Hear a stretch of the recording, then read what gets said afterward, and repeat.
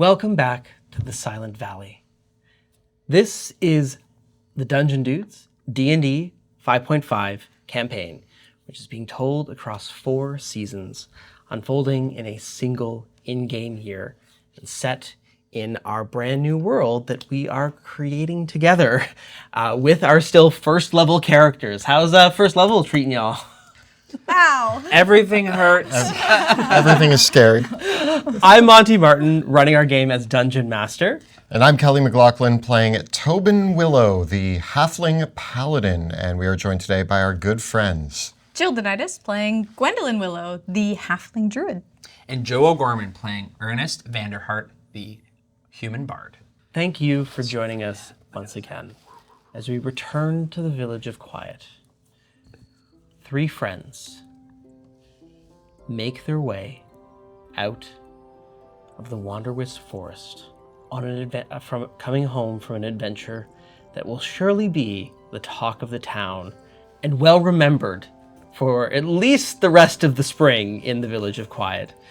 Because after several sheep escaped from Wooler's pasture and caused some chaos in town, our 3 heroes set off into the Wanderwist Forest to find the wayward lamb, Petal, who had wandered into Spider's Hollow and been ensnared in a spider's web. However, the 3 of you have rescued Petal, and the bundled little lamb is cradled in Gwendy's arms as you make your way out of the forest. The vision of that radiant elk still hanging in your memory, Gwendy. Tobin is looking a little pale, having taken quite a lot of damage from that giant spider. I'm holding my shoulder. It's, in the moment I toughed it out, I actually barely noticed that how wounded I was, but now that we're on our way out, it's starting to sink in that I got reduced to 1 hit point. And I think, in terms of D&D, yeah, I survived. But in terms of imagining, I don't think Tobin's ever been in a situation where he's been at 1 hit point. So I think he's feeling that. What about Ernest? That was wild. I don't think we've ever been that far in the woods before. Obviously, I'm happy to be with my friends, and I was worried, but sort of getting caught up in the moment, I probably didn't realize how dangerous it was. Before that, was there another time that Ernest had ever been far into the woods? Yes. One time, me and Tobin and I, we went out searching for something. We were looking for There was an old fort we wanted to see. Yeah, and we had gotten into this habit, and obviously Gwendolyn was busy with her own duties. We were a little bit younger, and we went out searching for it, and we just kept going, and it got dark and it got late. We got lost. I'm pretty sure we packed an apple and a wedge of cheese. And Yeah, thought that was enough. We were the classic story of underprepared, wearing just the clothes on our backs, no gear, and we were 10, maybe 11, and we got lost in the hills on the other side of town. It rained, it stormed, we found shelter, but it was occupied by a bear.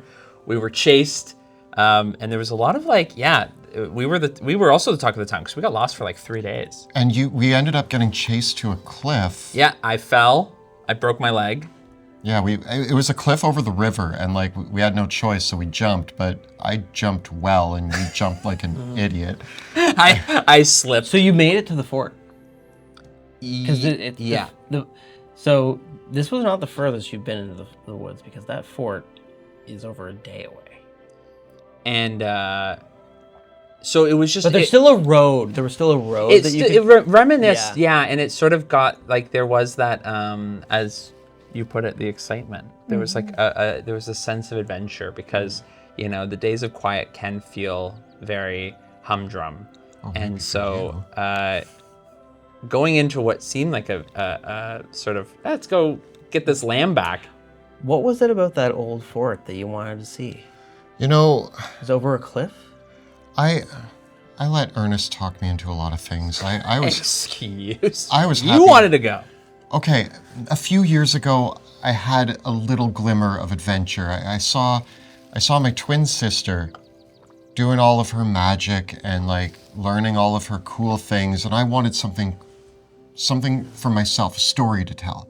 And Ernest and I had always talked about stories of the old fort. We thought it might be haunted or something, and it's always I dare you to go out to the old fort, but it's like so far away. But then one day Ernest was just like, what if we did go? And I was like, what if we did? Yeah, we were walking and we were already pretty far. And we're like, it's not that much further.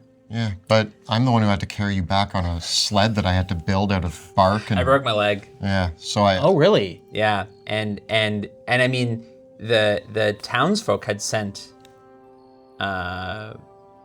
people into the woods. Like there were search parties, but they were looking in some of the wrong places, and so yeah, we didn't come back for like 3 days. I got home and I remember actually very distinctly. I got home and I said, that's enough adventure for me. I think I'm happy to just stay here in quiet.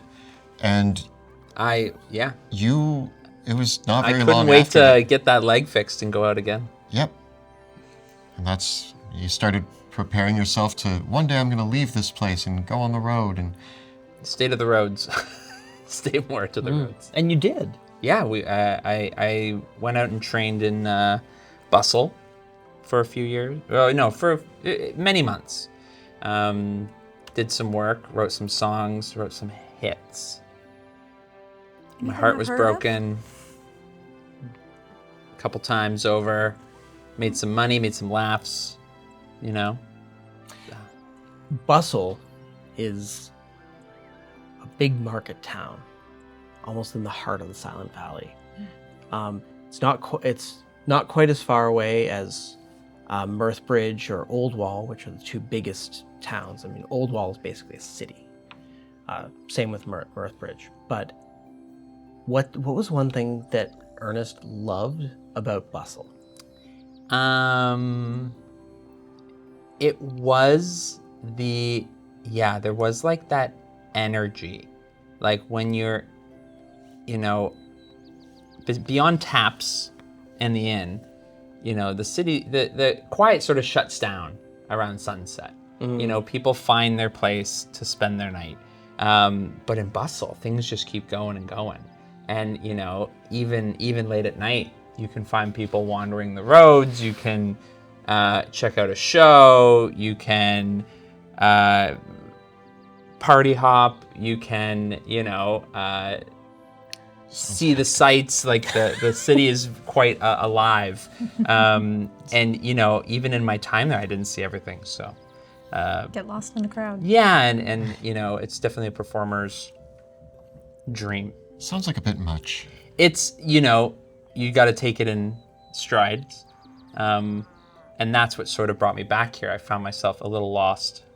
And so I came back here to sort of ground myself. I did miss you while you were gone. Yeah, I missed you guys too. It was, I imagine I was gone for like less than a year. Yeah. But at least two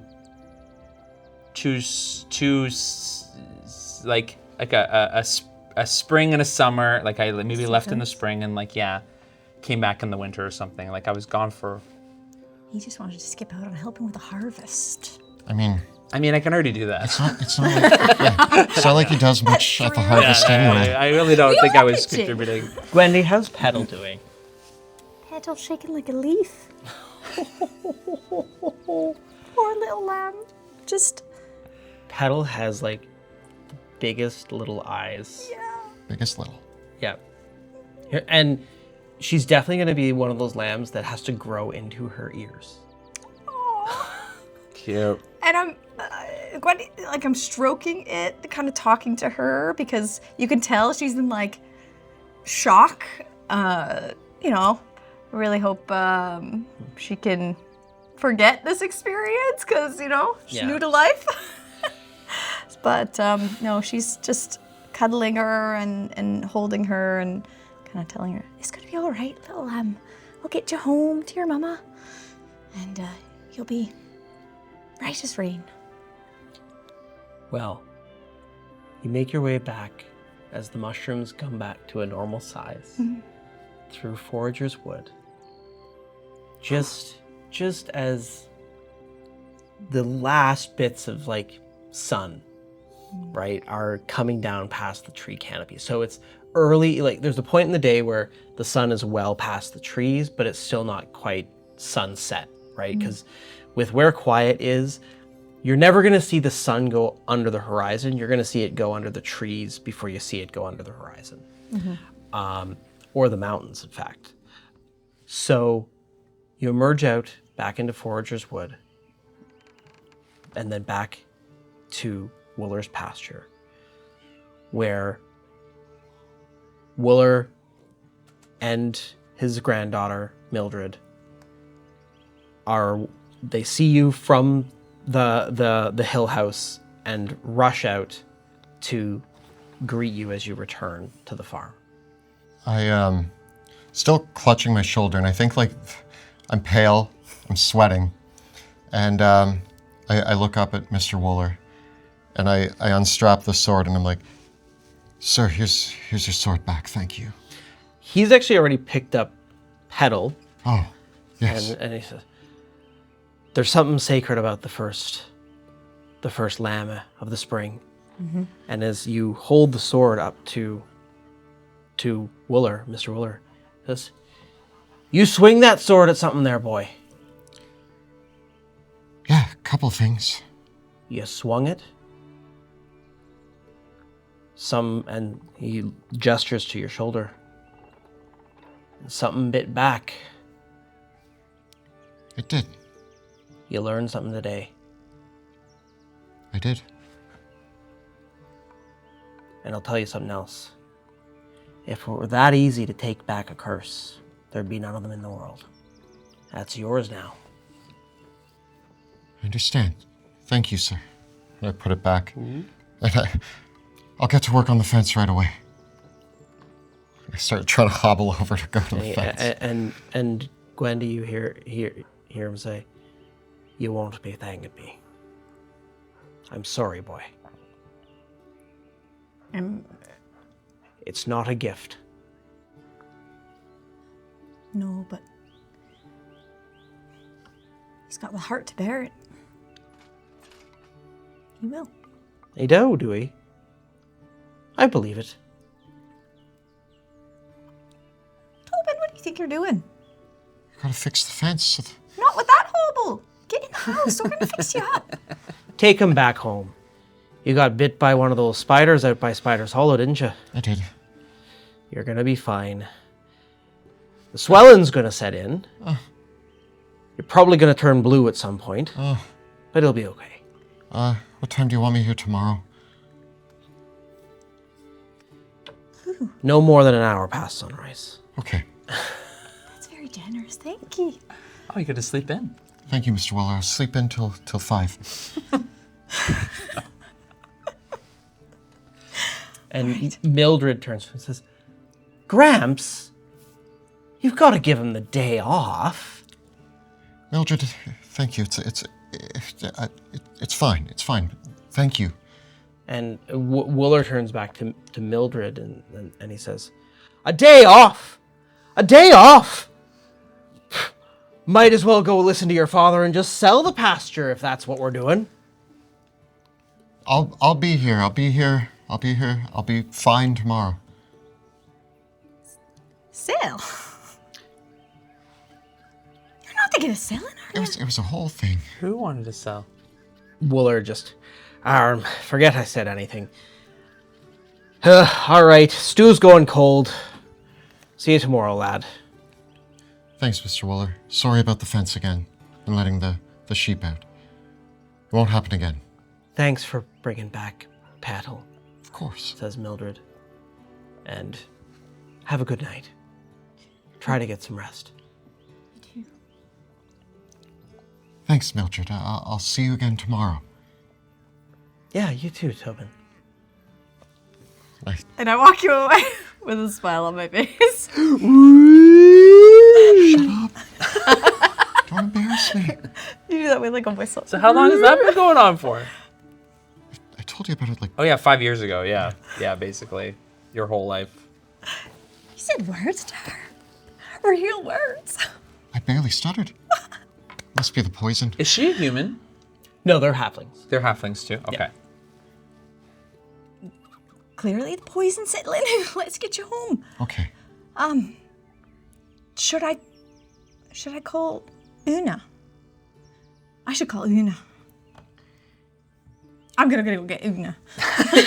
You're gonna get in there. Well, Actually, I can probably take care fortunately, of it. the Willow's home is not far from going back to the stones. Now, the three members of the Triune do actually live in a treehouse not far from the stones themselves. That's kind of their hut that they have. What's a fun quirk about their Got it. the sisters? They can also be called the sisters, even though they're not actually sisters. But what's something fun about their treehouse that it looks like? I feel like it's like built into a very old tree. But there's multiple ways to get in it, and each of the sisters essentially have their own way of like getting in and out. So like the seeker maybe climbs a ladder. The sage has stairs, like easy to get up, and then but to get down, there's like ropes that you can pull, and it's just there's pieces of each of the sisters. When you look at it, like it's almost like there's three personalities woven into this structure. There's one thing though that Gwendy that you know about the treehouse. That's not where any of the sisters sleep.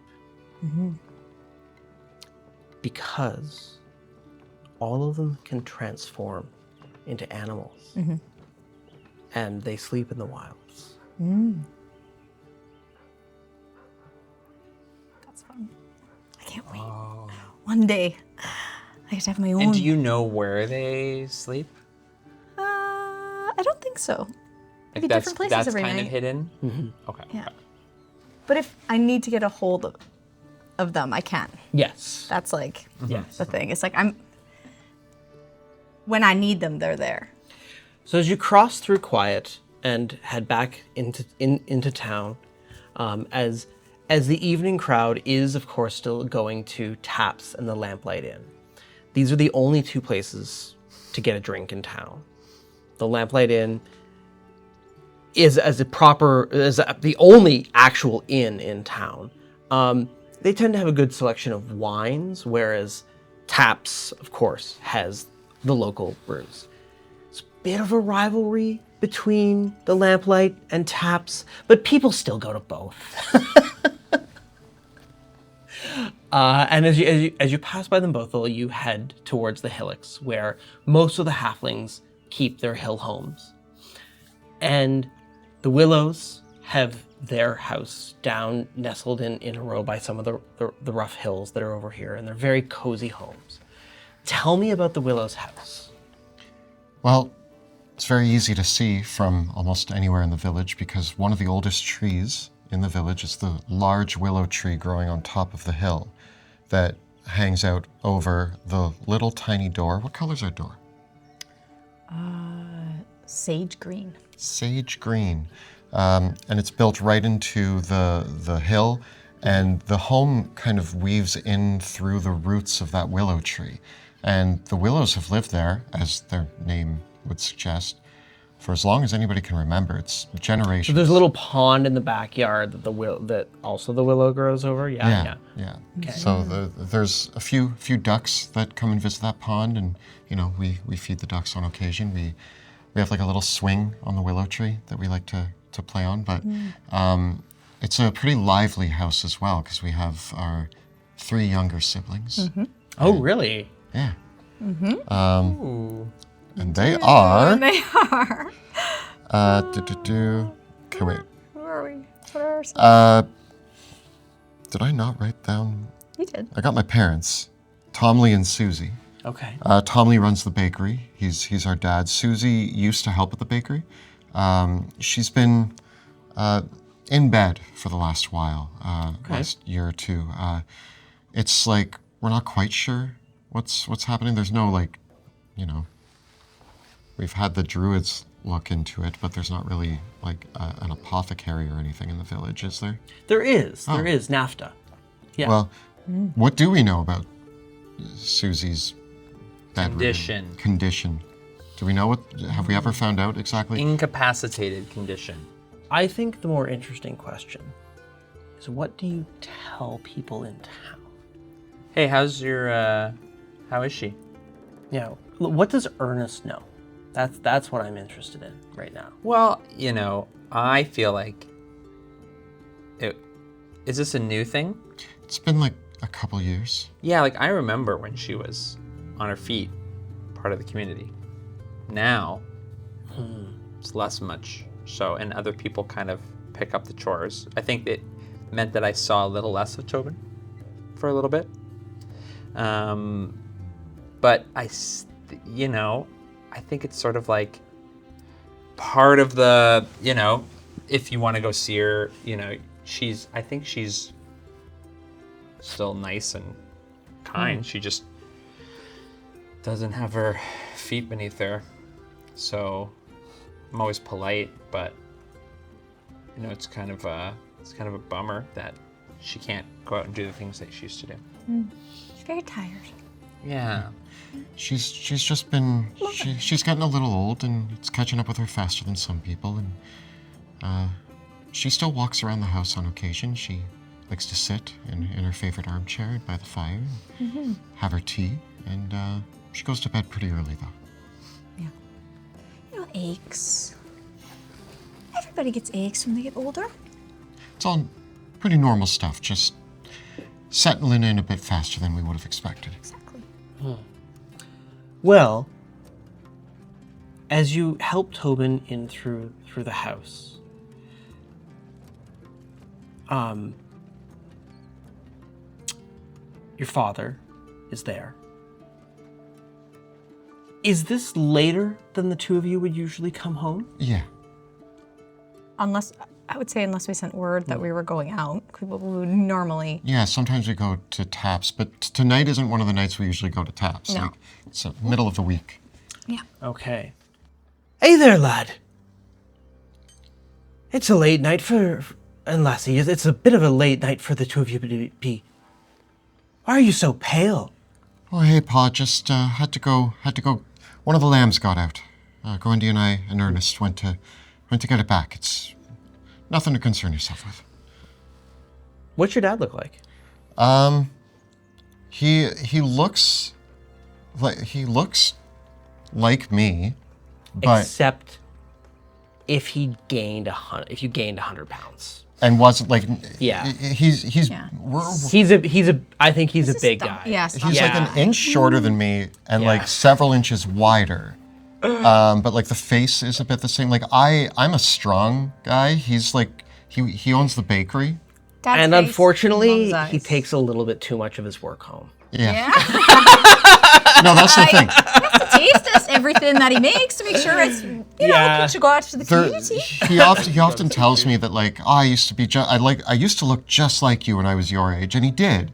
And then he got into baking, whereas I got into farming. So I mean, I'm getting stronger. He's getting larger. That in his day, he was actually the best cricket player in Quiet. Yeah. Right. He could knock you off your feet, and he's still got a little bit of that to him, but he's really packed it on. But he is known around town, like he's the friend. Like the bakery is a very positive space in the community, and everybody loves it, and everybody loves him, and he's very good with customers and people. He would never serve anything that he wouldn't be willing to eat himself. Yeah, absolutely. That's and I think he says that I would never sell anything I wouldn't eat myself. It's written in it's like the tapestry above like. All right. Above the stove. And unfortunately, Tomley's only way of addressing basically any problem is saying, "You better have a bowl of soup and some bread and butter." Right away, Pa. Right away. You need to get your strength back. Thank you. Yes, a small wound, but we'll be okay. Yeah. You should have seen it. There we are in the forest. You can hear the whispers, The forest. the feet scuttering amongst the Ernest. trees. Ernest. Where did you get that?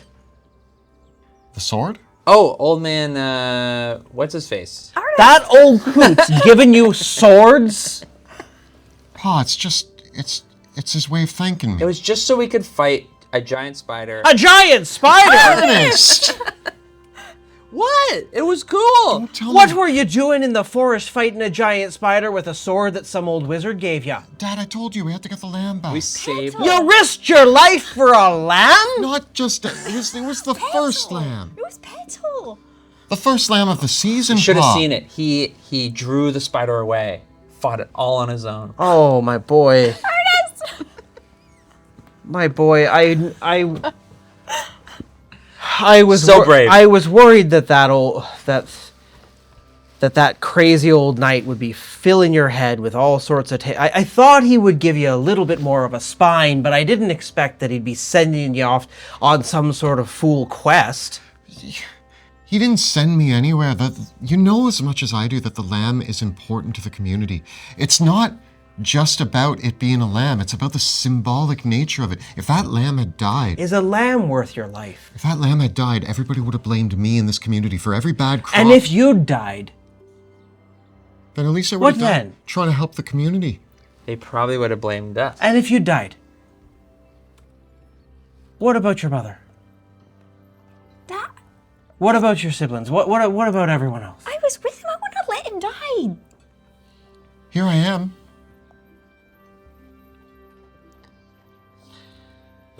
I'm glad you're all right, boy, but just,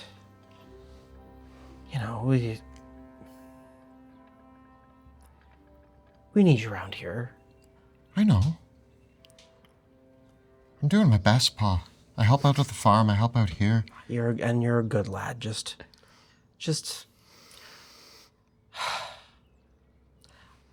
you're a good lad. I know sometimes it's hard to. I just wish maybe you'd think a little bit. Just want to help. I know.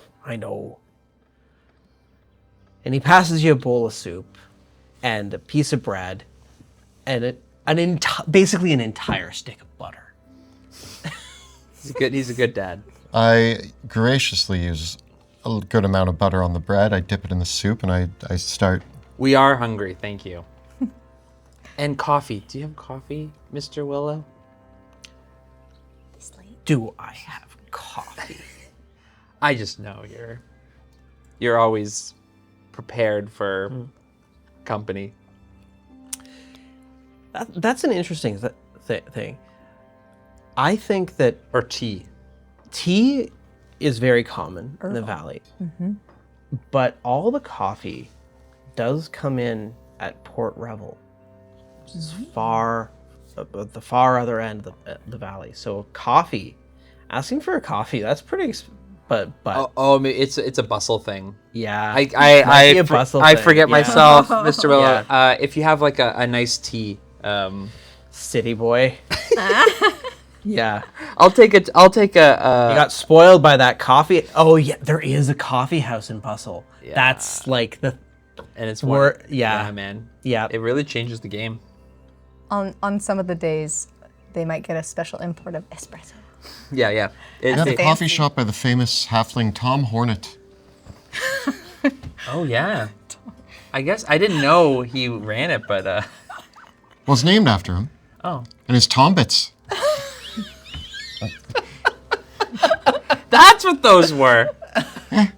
You know, not as good as our bakery here, but at least he invented the Tombit. Well, they're just so tiny. They're like little pebbles. They're not nearly as good as Pa's because they're just everywhere. All over Why that would you want city. Why would you want a bit of a donut when you can have a whole thing? Yeah, they don't get it. Like I love a good Papa Willow bear claw, or what's it? Butter tart. A butter tart. Butter tart. Yeah, butter tart. Yeah, they don't have butter tarts in Bustle. No, not anywhere near. So the evening passes, and Gwendy, you manage to help. Una does come and checks on Tobin's wound. What does she tell you about the wound? Gwendy's really concerned about it being poisoned. So, We saw the dripping. is he gonna die? Is he gonna be poisoned? How long does he have left? Is he Now, gonna be all right? Una is one of the other three members of the Triune, the sisters of the Triune, and she is a halfling woman, and she is perhaps now getting closer to 50, perhaps, in the middle role of the Triune itself, and she says, and what's something very distinctive about her look? She kind of has the vibe of an old bear herself, right? She's very protective, and actually she's got like a necklace of bear claws, right, that hang from and fangs that hang around her neck, Yeah, I think. and bright green hair. Yeah, Yep. yeah. She's like, I feel like she's always got green. Like when I think about healing, like she is the go-to of like caretaker. Yeah, like actually in her case, this one of the things that you know about the women of the Triune is that their bodies do transform over time. And so in Una's case, her hair is our plants now, right? Like it is green moss and grass that is now growing there instead of whatever her hair. Like you never knew her before this, perhaps. No. Maybe you have a vague memory of, well, no, because she would have become Seeker and then the Shepherd, because she's the Shepherd now, before you were even born. Yeah. Yeah. Yeah. So I've always known, Gwendy's always known her like this, but yeah, she's like, Gwendy was organic. She is just nature. Like I get just a really strong connected, and not that each of them aren't, but she would be the most earthy one I would describe her as. Yeah. And Una says,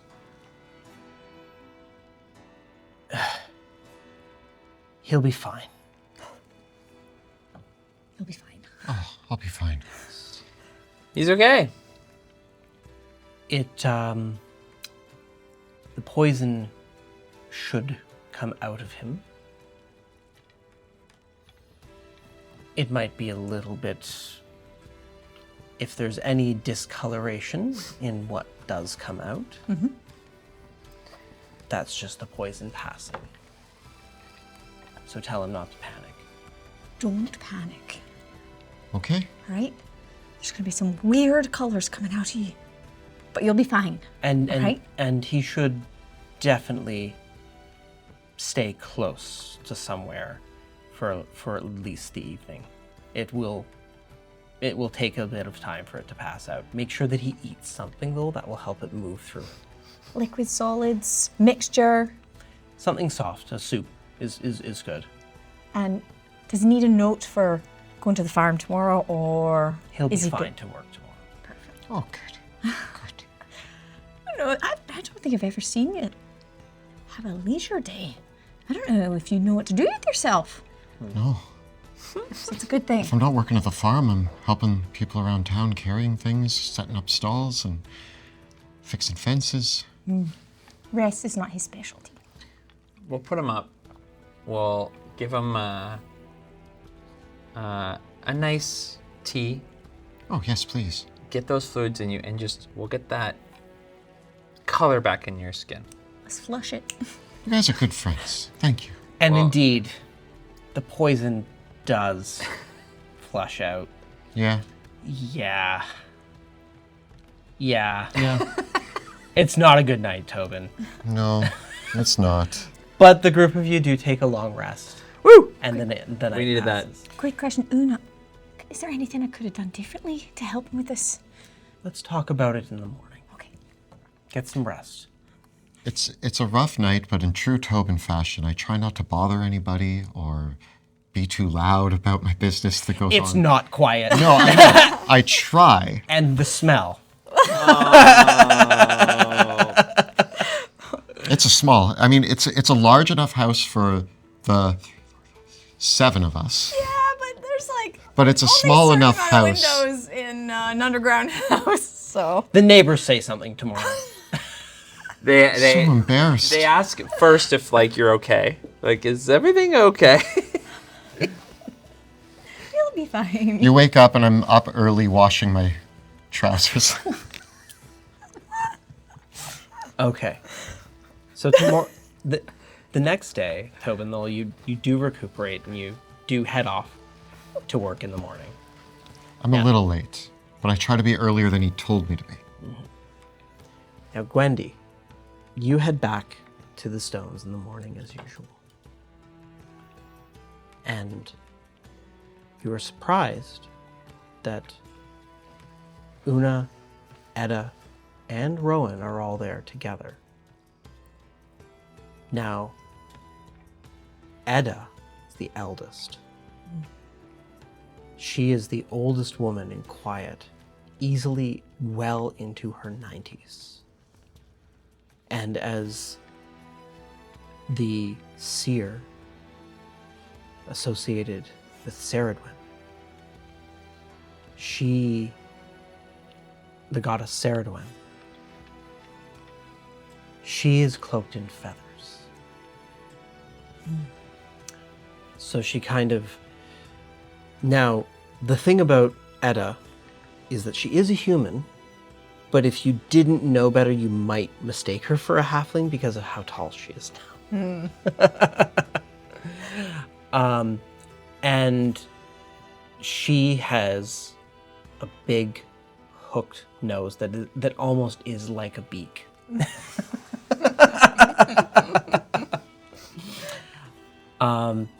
And and perhaps one of the most unsettling things about her is that she can turn her head like a bird or an owl can. So like sometimes she will be talking and she'll have her back turned to you and she will turn right around. Oh, Doesn't need eyes in the back of her head when her eyes go out to the back of her head, you know? Yeah. And she does have like those big eyes that almost like are more avian in their appearance than that. And I think that her hair as well, like she wears like a braid that has the feathers in that as well, and her hands are better described as talons. Right, like they're curled over fingers with long nails. Long nails. Yeah. Yeah. I see all of them and I say, was there a ceremony I forgot about? What's the moon phase? No, child, no. No ceremony. Why are you all here? I'm pretty sure I was supposed to meet with Una only this morning. Just checking in on things. Oh.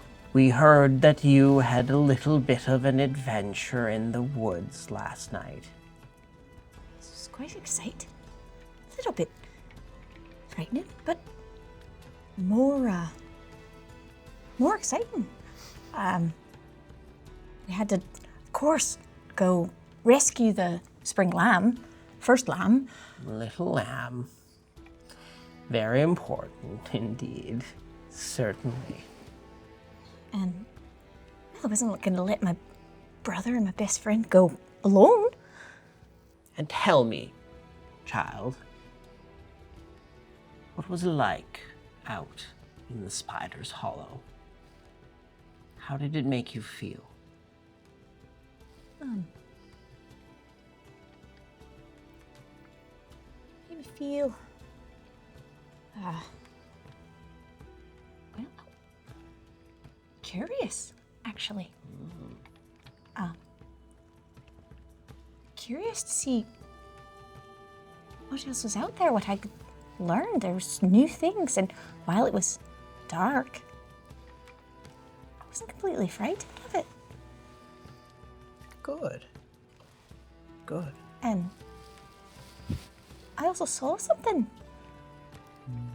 Saw something, says Rowan, the youngest. What was it that you saw out there? It was an elk. I think it was an elk. I've never seen an elk like it before. Like it was shining. Like it was beckoning, calling. I don't know. An elk? Rowan, you once saw such a creature, did you not? Rowan nods. And Una, you too. And Una replies, I was much younger then. You saw the elk. So is it like a local elk or something that we all can see? It means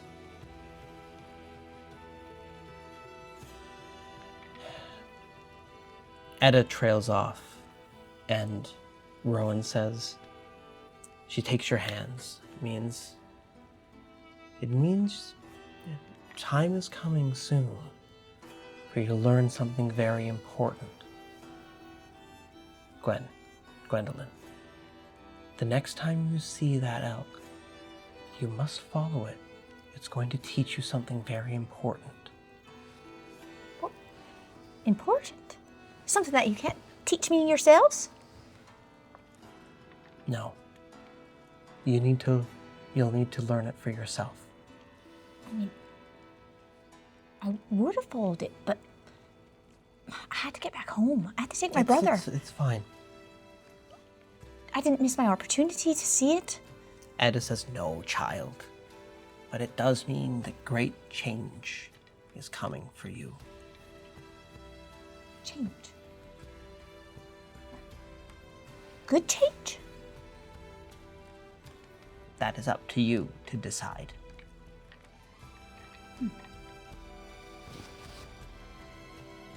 But for now, dear, you should go back to your duties. If you do see the radiant elk, you'll heed Rowan's words. Of course. I'll keep my eyes open. But I've never seen anything so beautiful in my life. You will see a great many things. But this does mean that your journey will begin soon. I hope you understand what that means. I don't know all of it, but do you think I'm ready? That is not for us to decide. That is for you to choose, child. Choice? Oh, yes. Do not forget, it always is your choice. No matter what you think we expect of you, what you think your family expects of you, the choice lies here. And she points to your heart. I have a lot to think about. Of course you do. Of course you do. All right. What are the duties for today? Ah, yes. And with that, they lead you on to the day's rites. And we turn our scene to Ernest. Okay. what are people saying about the Sicklebee's garden? What's the talk of the town? I walk by and it's like the classic group of like parents, like, you know, the mums and paws just like looking over the fence being like, oh yeah, you see that Tobin boy is you can see the foot, and like, oh, those won't come back good next year. You had the best ones this year, and like you hear someone say, he's a well-meaning lad, but there ain't much up between his ears. Wow. if he had just fixed the fence, then we wouldn't be in this mess. And don't you remember last year when they got into the turnips? We almost didn't have the turnip soup for the festival. And they're just carrying on. And Old Bramble just says, "I'm glad they didn't get into my turnips like that." But there was still a few, but we and Ernest just sort of rolls his eyes. They're flowers, sure, like I'm sure Una or Etta can just go flowers. I've seen it happen. Come on, man. To them. Oops. And I sort of avoid eye contact with the who are the honey family? Marigold, Sweet Gold. Yeah, so the Sweet Golds, I sort of try to avoid eye contact because I've in the ensuing mess I ruined some honey and awning. I imagine they got their awning back and it's and they've sort of half hung it up as they wait for the replacement, and it's morning. It's still dripping. And I guess the day is my oyster. I'm gonna go see if I can get my payment from Taps. I gotta pay rent. All right, you head down to Taps to get sort out my pay. To sort out your tab, and stepping into Taps.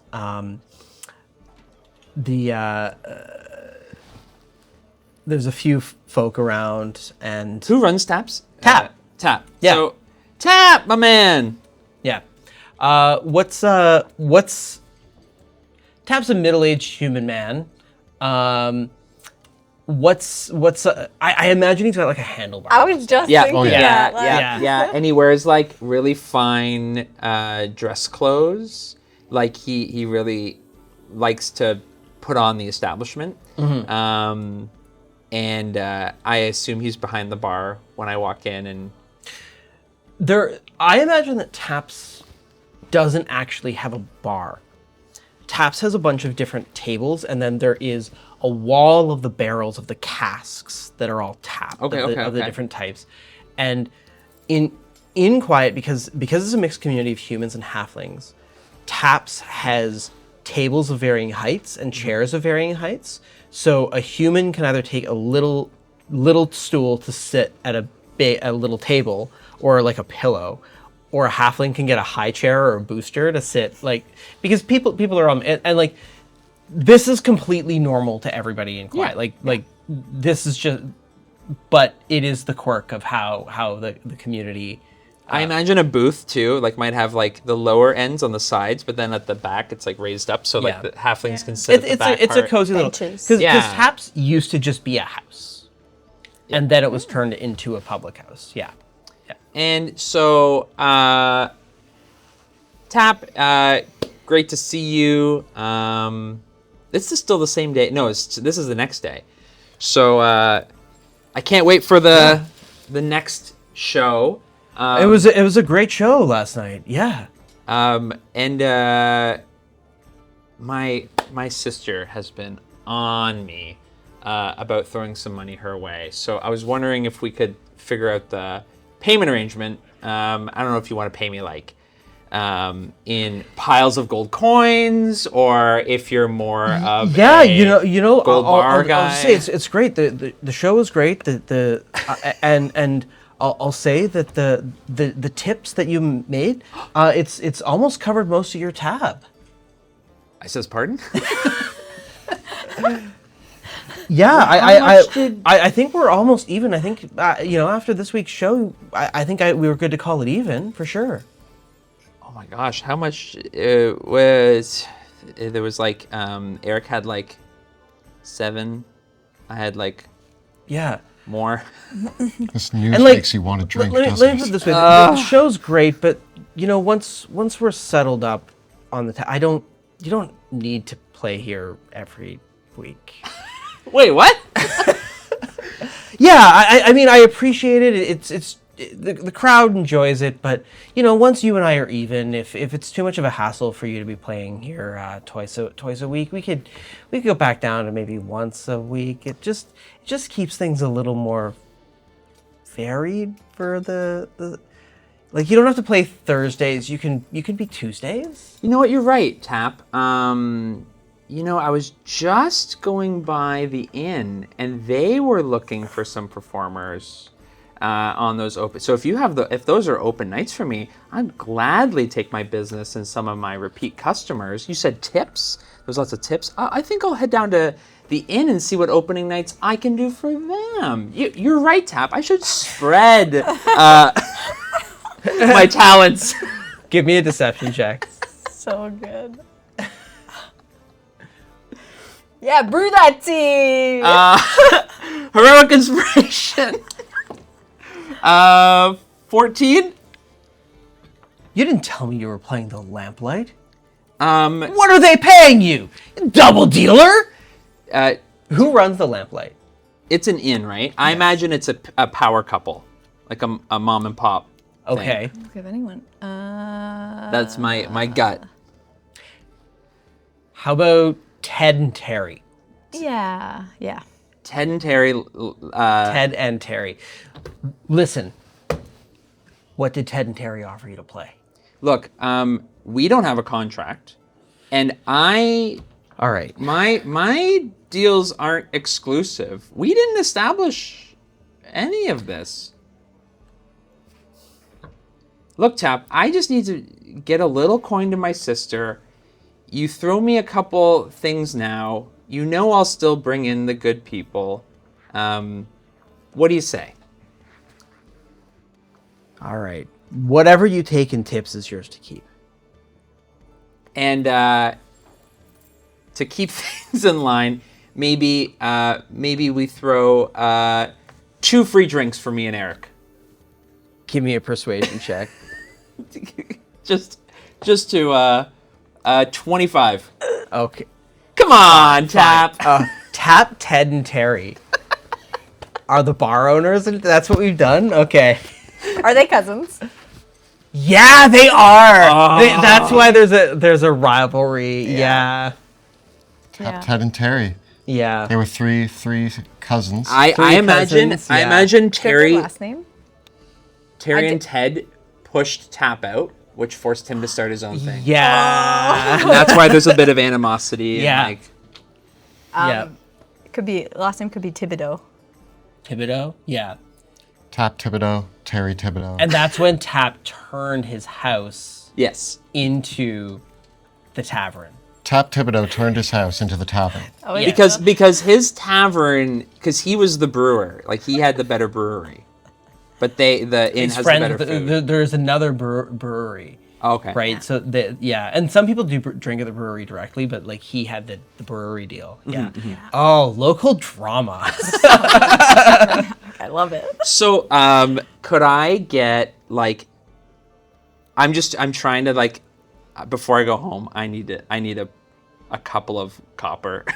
So, do I get a couple copper out of Are Tap? you now asking for an advance? Well, no, that's the thing.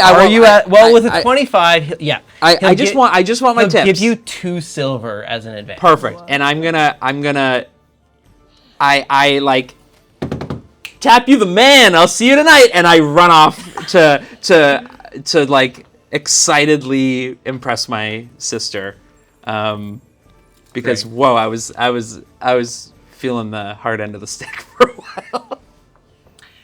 Now, Tobin, Yes. tell me, what are the consequences? The sheep still did get out yesterday, so what are you going to have to do in extra work to make up for all this? Well, okay, I don't actually know much about working on a farm, so I'm sorry if this is all incorrect, but the pens don't get cleaned out every day of all the, but you know, I have to give them a full cleaning. Yeah. You gotta paint the barn. I have to get rid of all the sheep poop. Yeah. Well, you have to do all this work at the pasture anyway. Yeah. It's that the sheep got into the neighbors. Oh. It's what do you have to do for the neighbors? Clean up sheep poop at the neighbors' yards. And You have fix. to pull away all the old flowers that got eaten. I have to go to each farm that they got into with fresh seeds, and my gardening equipment. I have to fix their fences if there were any spaces where the sheep were able to get through. I have to replant their garden, till their soil, all of that, and I have to do every mistake that was made. I even have fresh flower seed to go to into town to replant some flowers. It's a busy couple days for Tobin. Yeah. Making up for it. But you get out around town. What does Tobin do with the sword? He's wearing it. He doesn't unsheath it or anything, but he actually has it strapped to his side. And it's less that he thinks he's going to need it. It's more that he sees this as like he's always gotten along with Mr. Wooler. Mm-hmm. But Mr. Wooler is a pretty stern man. And, symbolically, the sword now represents two things. A gift that Mr. Wooler, he called it a curse, but it was... He did. It was a sign of trust that Tobin has wanted. So Mr. Wooler trusted him to take that sword. And that means something to him. And on top of that, he used that sword to defend the two closest people to him. And so it's now kind of a symbolic, it's his trust, or Mr. Wooler's trust in him, and him showing that his friends can trust him to protect them. And so he doesn't want to let it go. He wears it almost just as a reminder that he did stand up to a giant spider yesterday and fought it. And that maybe he's braver than he thought he was. Right. Beautiful. Mm-hmm. Well, the next few days pass in quiet, almost like any other. And before long, well, there is lots of gossip and excitement over the little lamb and the chaos of the sheep in the market. Eventually, there's a little bit of new gossip that emerges again to replace the old. Although it's a little bit more persistent than usual because it is a notable thing to happen in town. And after a few days pass, the three of you are together again. And what would bring you together after a couple days again? We're either at Taps or we're out by the pond. We haven't fed the ducks in a while. True. Maybe it is the spring. Maybe it's duck feeding time. First pond visit of the season. Aww. Okay. After so you the go back down to defrosting. Babblebrook Pond? Babblebrook Pond, yeah. Yeah. Which is in it's not too deep into the woods. We're a little hesitant to go any deeper than we have to, but it is basically you can almost see the farm from Babblebrook Pond. If you look closely through the trees, you can make out a little bit of the town. So it feels like a safe place that's secluded, but after our adventure, it feels nice to not be any deeper into the woods than that. And this time of year, Harold and Edith, I heard they're building a nest. Our ducks. The local ducks. Our local ducks. Indeed, they are back at the Babblebrook Pond as the three of you gather to feed the ducks on a Saturday morning. I'm just like whittling some old stick. You know, just taking little shavings off. Nothing. Piece of straw in your mouth, sitting under the tree. just like enjoying the peace and quiet. Brought some oats. Oats. I'm just sitting on a rock, tossing little bits of bread, stale bread. Bread is bad for ducks. What? Don't feed them bread. Yeah, give them butter tarts. No. Oh, I brought all the stale bread. That's what the oats are for. Why'd I bring all the stale bread then? You're gonna fill their bellies. I thought ducks loved bread. They love it. They but they're do. not supposed to. I mean, I would listen to Oh, okay. And then I start eating the bread. the stale, As the two crunchy of you croutons. talk, Gwendy, you stop mid-sentence. Okay, You no more see an bread. expression on Gwendy's face that you've almost never seen before. I won't feed them any more bread, Gwendy. It's Yeah, you don't fine. have to be so serious about it. What's my expression? She's seen something. I try to look where she's looking. What is it? It's a spider, and I throw my stick at the woods. But it doesn't make it. But I just kind of like on guard. Give me a perception check. I got a 2? Oh, I mean, the sun's very beautiful through the leaves, but the Babblebrook Pond is always pretty in the spring. It's probably a squirrel. Or maybe a Don't worry, third we're duck. safe here. We're not going any deeper into the woods. It's. Give me a moment. And I start to walk forward. I'm kind of like, I would say Gwendy's in. It's not a trance. It's like focus. That this is probably one of the most important things. She is zoned in. Yeah. I'm going to stand and I stand and just watch you. Don't move or anything. Don't say anything. Just watch. You guys also have heroic inspiration. Oh, thank Because you. when we all slept. You inspired us. Yeah. Gwendy, on the edge of the wood is the elk. Now, what is something about it that strikes you? About it physically? It's typically elk have like darker patterns. This one is very, not in the sense of like glowing, but it's bright. It's like a white elk, Yeah, but it's a almost bit golden. goldeny. Yeah. And its antlers though are a lot brighter, like white. Almost solid light. Yeah. Yeah. And it's Yeah. ethereal, and you could assume that's like the backlighting of the sun, but like it feels like it's Yeah. made of light in a sense, but it's there though at the same time. It's not translucent, but it's glowing. Yeah. Yeah. It looks at you.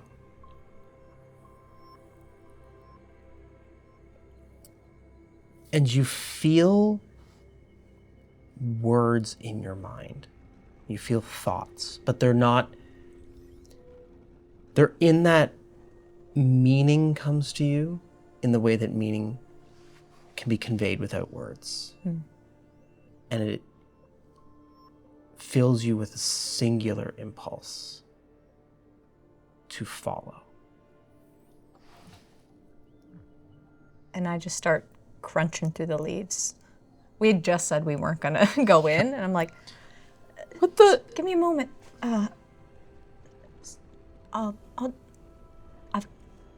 Give me a moment. And I follow through the trees. You approach the elk.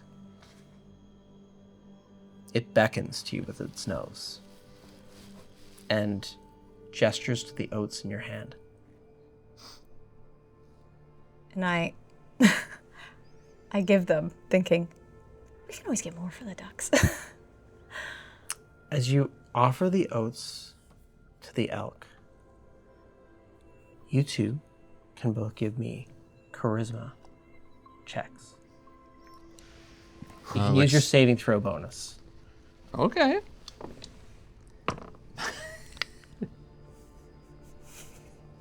What do you got? Unless I don't think you can't critically fail, so it's a 6. It's also a 6. Did you roll a 1 too? I rolled a 2. Okay. Woo! The two of you are gobsmacked. And it's almost in the... I actually think in this moment, it's so stunning to the two of you that you actually each take 3 points of psychic damage. As you see... What is Hearing... You see Gwendy's hands on the muzzle of the most beautiful elk you've ever seen. It is gold, and it feels in this moment like you are seeing something that you are not meant to see. And as if every part of your body and mind wants you to forget that you're seeing this. Wants you to not know that you're seeing it. Yikes. Ernest, do you see it? I don't know what that is. Gwendy, don't touch it! Don't go near that thing. She's feeding it. Yeah, Gwendy's petting it.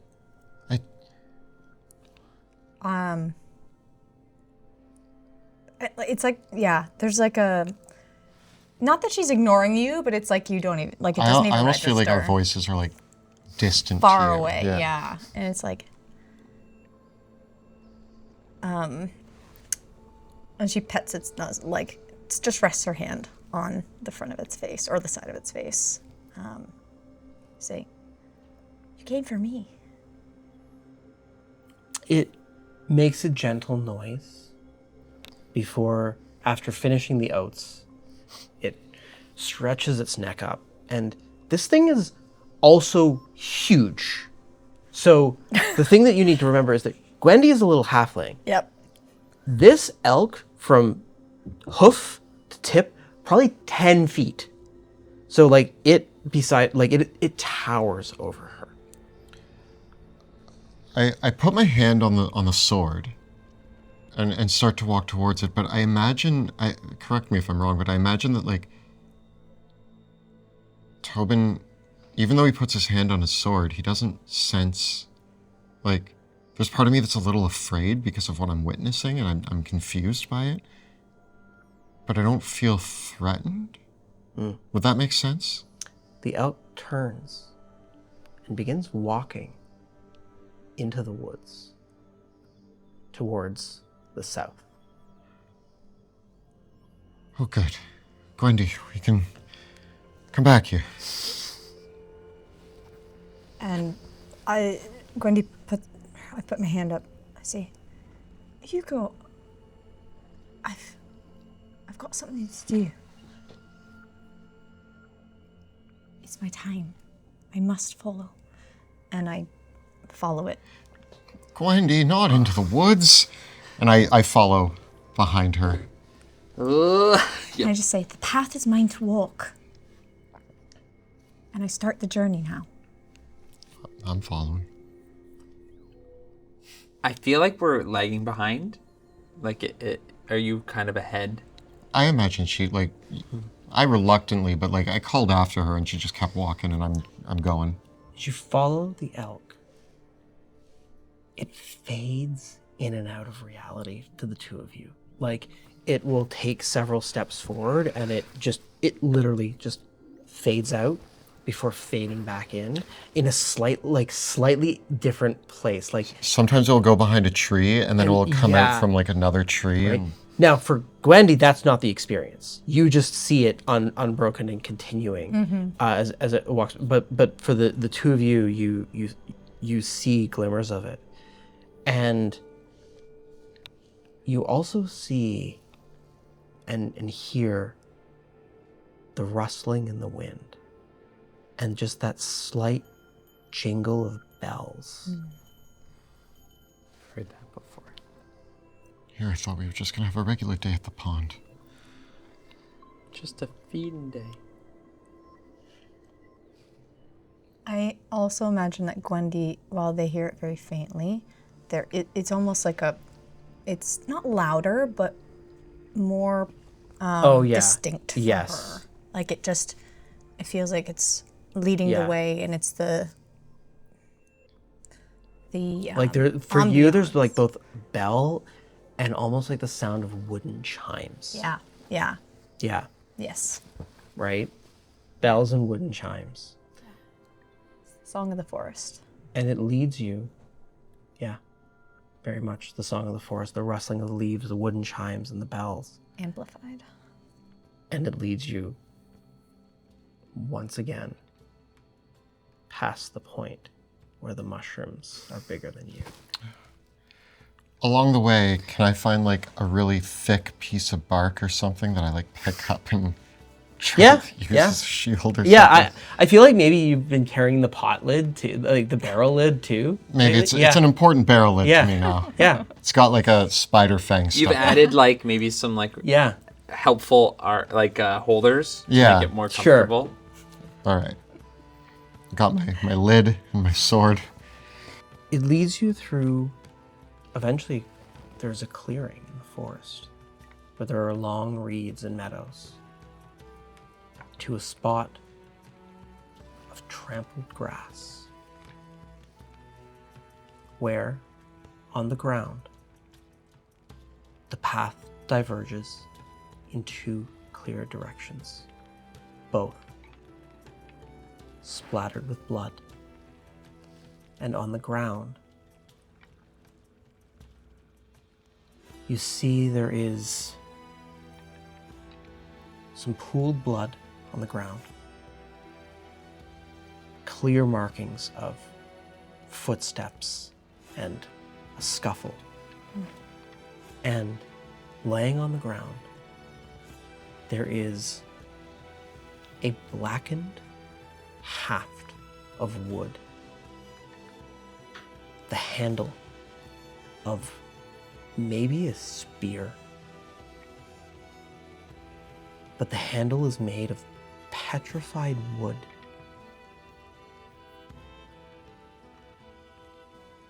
That even that has been clearly treated, like it has been covered in some kind of lacquer or varnish, and wrapped around it there is like a handle of thick leather that is wrapped around it to give like where a handhold would be. But then it's broken past that point and there's splinters everywhere.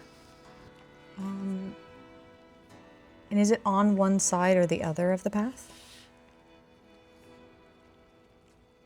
It's sort of in the midst of the area, and at this point, the elk looks at the scene, and it looks at the two paths, and then back at you. Something is wrong. Something has happened. You know that someone needs your help.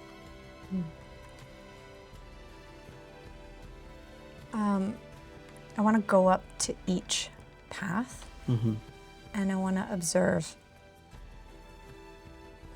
what kind of footprints might go in each direction. Yeah. Give me I want to hear all of you do this. I will allow any of the following checks.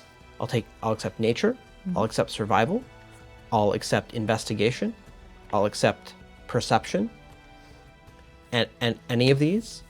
I would like to know how each of you are approaching the area and investigating it, and now's your opportunity. If you want to use any spells or abilities or anything to help you examine this area, this is your chance. Guidance?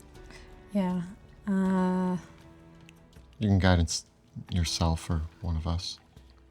Yeah, I'm gonna guidance myself. Okay. Because this is Gwendy's journey. She's kind of taking. So, nature, in terms of like the terrain.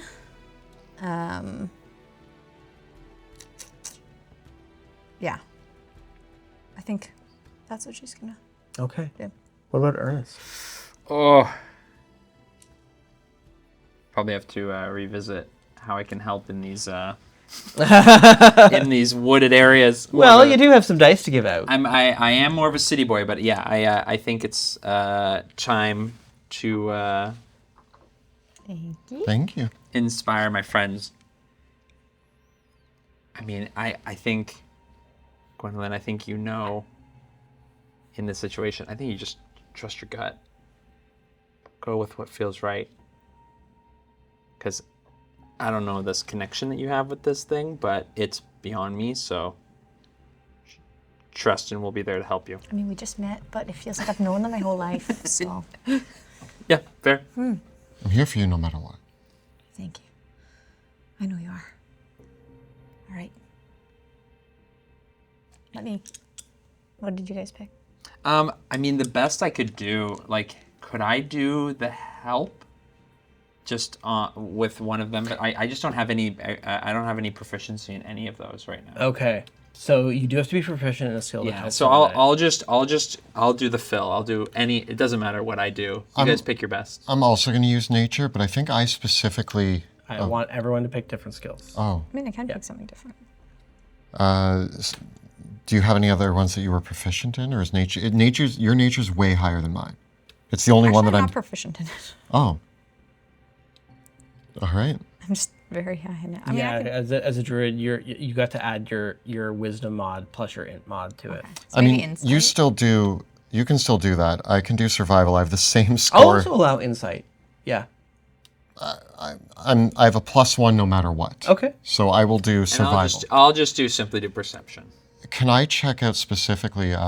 She's looking at the paths. You're inspiring and like giving. Yeah. The more specific you are, I'm gonna. If you want to look at something specifically, I'll give you more specific information. But if you want to, yeah. Well, I'm curious.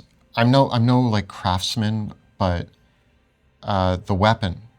Sure. I want to look at I want to take the handle and examine it. I'm thinking like, have I seen leather like this before? Have I seen wood like this before? Have I seen Sure. weapons like this before? In that respect, I'll actually accept a history check as well. Will you still accept survival? Sure. I mean, from a perception standpoint, yeah, I'm gonna try to see if there's some sign, not necessarily here at this site, but even beyond, like in the woods, are there other, or where like the paths leaks? This is in a clearing, right? Yeah. And then it's gonna lead into two sort of directions. I might step ahead and see if there's any other remnants by either of the paths, like maybe anything else that's not natural. Sure. I got an 19. 19. Yeah. Gwendy? 16. 17. Okay. Tobin. Nobody. You don't know too much, but you know that nobody in Quiet makes anything that looks like this. Never seen anything like this. This weapon's not from around here. Why would somebody in the woods have a weapon not from around here? Does the wood even seem like our trees? No. I don't know much about the Silent Valley. I don't know where the wood would have come from, but somebody's traveled. Not from anywhere that the Wander Wisp touches. Brought something in. Somebody's here from somewhere else. It's from far away. Would you? 17 in perception. Okay. What you can tell is that these paths, there's actually 4 paths. Oh boy. Oh no. Yes. 4 paths. And 3 individuals. Some great and large hoofed creature came into this meadow and perhaps was just basking in the sun when a pair of hunters wearing heavy boots came upon it. Both the hunters and the hoofed creature fought here, and all three walked away. The two hunters in one direction, and the hoofed creature in another, both leaving a trail of blood behind them. And Gwendy, what did you get again? 16. It's your nature check.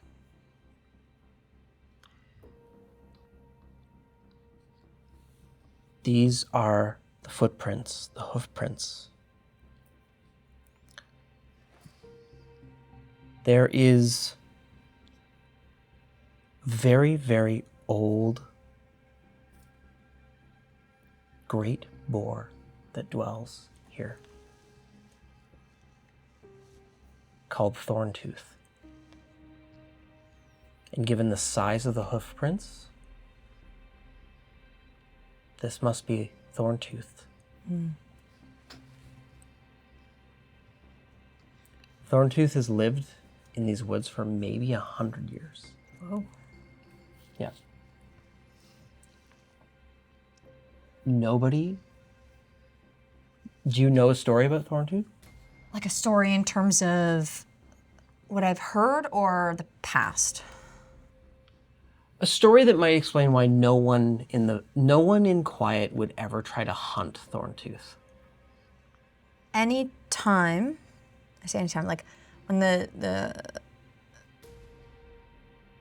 when Quiet was first kind of coming about and kind of we started hearing about Thorntooth,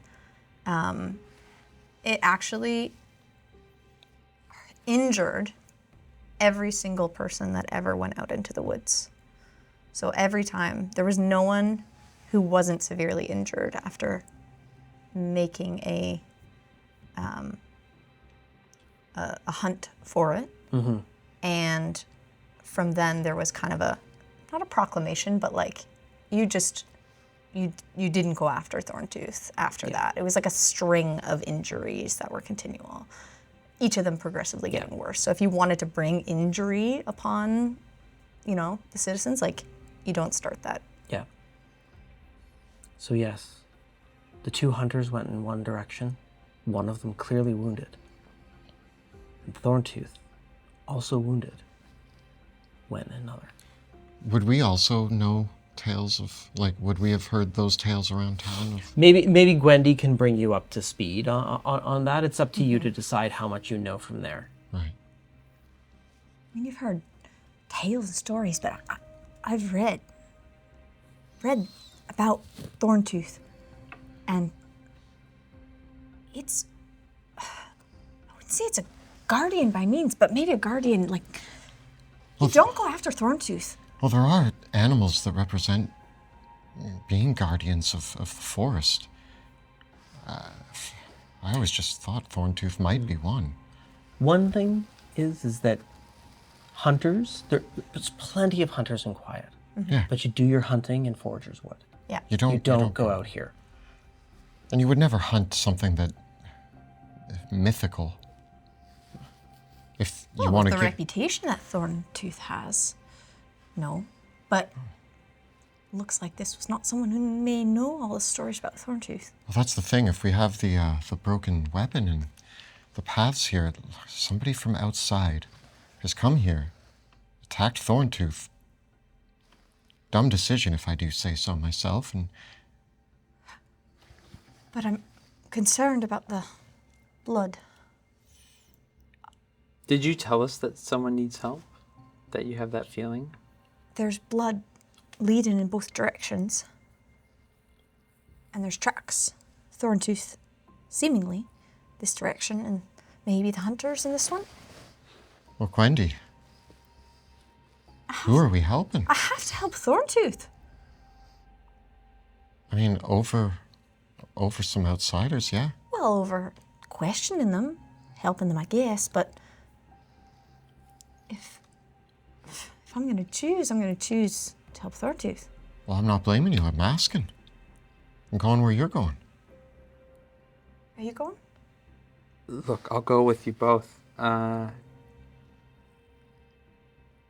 What if it is these people? Like from what I've heard of Thorntooth, do you really think he could be in trouble?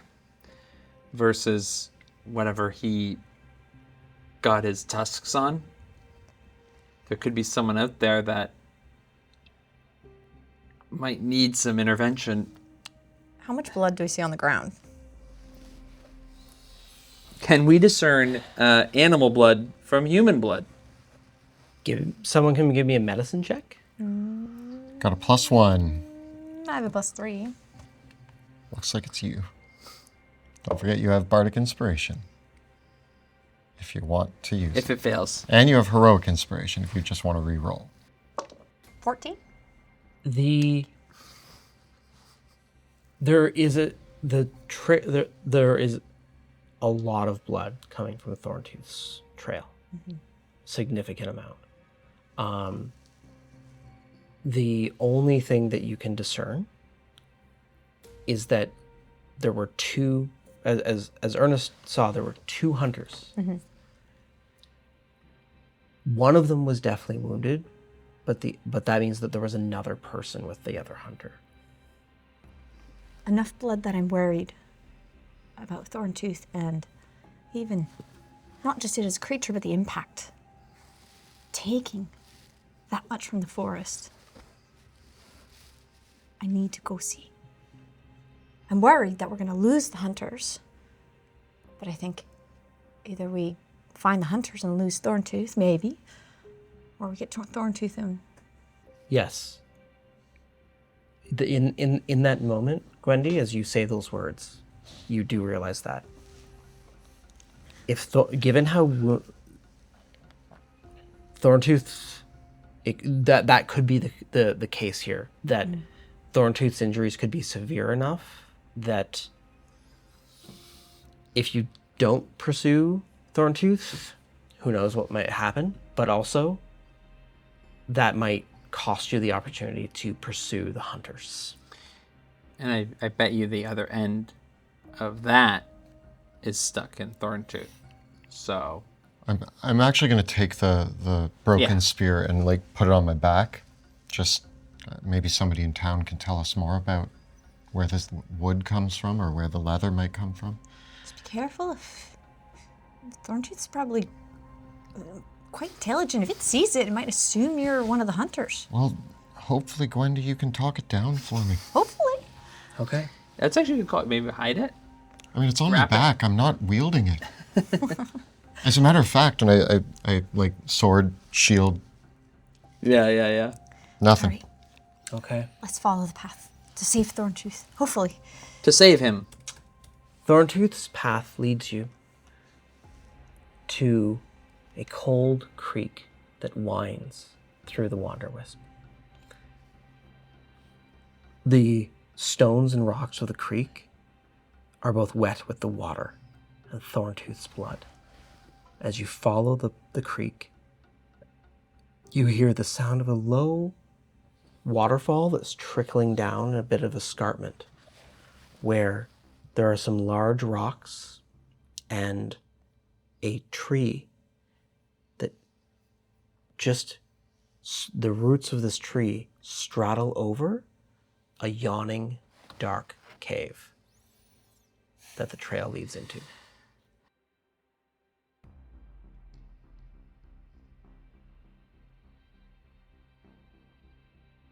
Our scene laid before us. You see the trail of blood, the low rumbling of the creek, and the cave before you.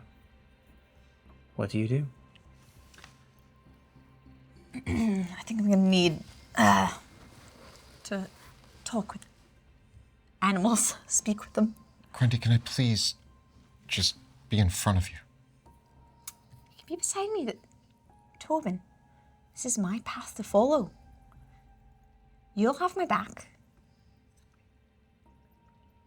Remember the rats that we tried to deal with in the basement that one time? I let you go ahead of me. No, you went in first and you got yourself bit. After you walked ahead of me. Hey, That's how I remember it. Hey, I think your intentions are noble. Gwendolyn is very capable. Okay? I know she is. And I think you can do a lot right beside her. Okay, we go in together. All of us. Together. All right. Best friends. Okay. Who has the torch? Who has the light? Does anybody have light? I mean, I have light. I can light something, but I want to take I gotta take a breath. Yeah, I can do the prestidigitation of the torch Oh yeah. as we walk We in. want- Just a piece of wood or something. Do we want fire or do we want light? Maybe light. Okay. You can do light. And before With my hand, and then light comes on. That's safer. we enter, can we like stop and listen into the cave? See what we can hear? Yes. Cool, thank you. Okay. Who's going to listen at the cave? Who's good at listening? Who is good at listening? What is listening? Perception. Do none of us have perception? Wow. Wow. You know what? I'll try to pick it up later. I got a +1. You got a +3. +3. Yeah, you're the I guess it's Gwendy. My bad. What do you hear? Johnny. What do I hear? The waterfall's really loud. The Ah, waterfall's it's really super loud. loud. Yep. And we should go in. We should go in more to hear. Okay. Yeah.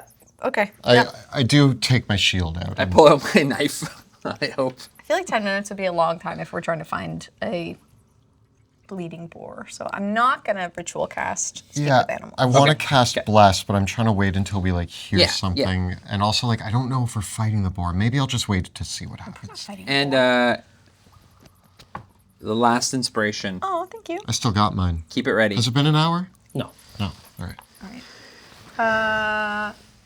Into the cave we stride. Yeah. Strode? Arms linked. We skip our way. Okay. The cave is wet, filled with moss. As the roots of the earth descend down around it. So it's a completely natural cavern here that is made of packed earth and stone, and the roots from the forest above all descend through it, and it is covered in like this beautiful moss that is actually flowering in some places, creating what is, as you come around the corner, a natural underground grotto. And you see as you enter into the cave and look around the corner, you can see the pool of water. That this pool here, essentially you realize the stream of the waterfall flows over, but then this is sort of the backfill that like is creating a pool behind it through the cave opening.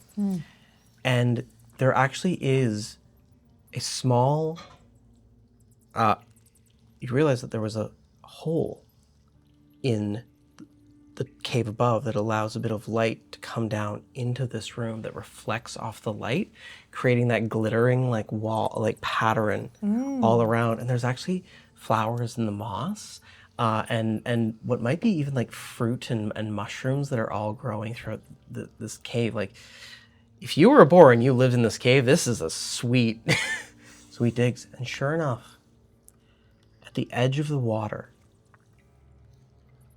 groaning loudly, is the boar. This boar is huge. Bigger than a horse. Bigger than a wagon that 2 horses would pull. With a big, shaggy mane. There is a weapon pierced in its side, and it grunts and moans loudly.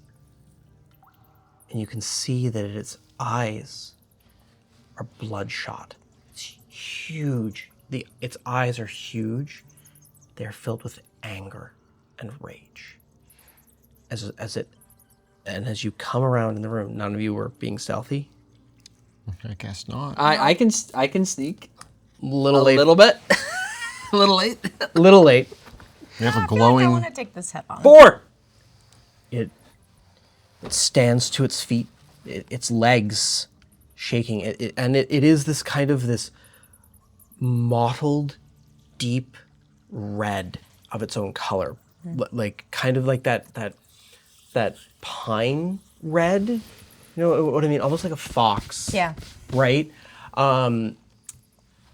But its blood is flowing thickly, and it is almost frothing at the mouth.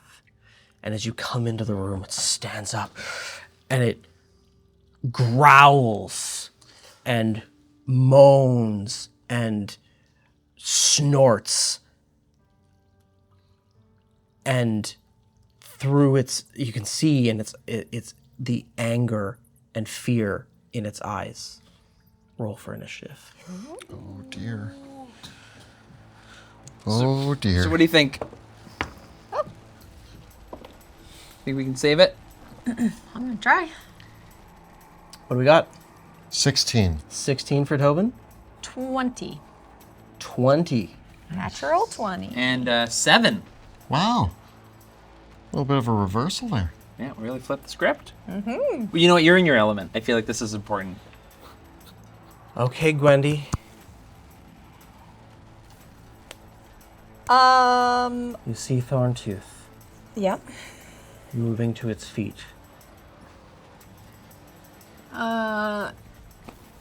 Can I observe where it's been struck? Can I figure out if it's poison? At this distance, with it moving, and in the moment where what is immediately clear to you is that it perceives you as a threat. Mm-hmm. You would need to go up to it, and you would need to be able to physically examine it when it was still to be able to determine that. I don't think I'm going to be able to do anything with that stuck in it. I think we need to restrain. Can you calm it down? Oh, use animal friendship. Oh. No, she has it. No, she took it. She kept it. I did keep it. I'm just wondering if a 13 wisdom is going to be enough. Yeah, I don't know. That's my play.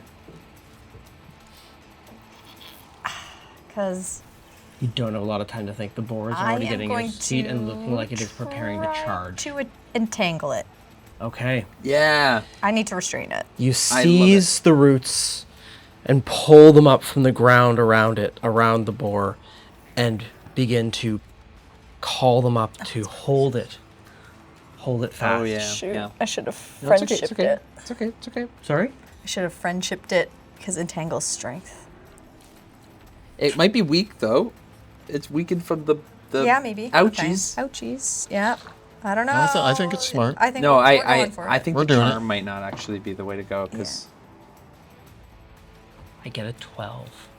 Oh, it's a 13! That's all we did. Oh, wait, no. I get a +5. I'm sorry. I actually get a 14. Oh! Yeah, I thought it's actually proficient in strength saves. Sorry, Gwendy. Can I? But you can. But it doesn't end entangle, Oh, right? wait. No, it doesn't. No, it doesn't. So entangle can keep trying Yes. it for that can. spell slot. Yes, plants and the turn area ground, is difficult still- terrain. Each creature other than you, strength saving throw, have their restrained. Yeah. Okay. It still remains difficult terrain. Yeah. Yeah. For 20. Yeah. A large area. Wait, I can. Can I silvery barbs? Would you like to? I mean, what would Go for it. It's Tell me, proficient, I want to though. hear about what Silvery Barbs is like for you as a bard, since you're going to be using it. a lot, it looks like. Silvery barbs, like, it's like this. I magically distract the triggering creature. So, while it's trying to shed the entanglement, I start making boar noises. That's very insulting, Ernest. It turns the save into a 10. Yeah! Worth it. Worth it. You don't even know what you're saying, Boar. I thought you were going to do like some sort of song or something. Thorntooth is entangled No, you're just in making the vine. voices. Okay. You've gotta taunt it.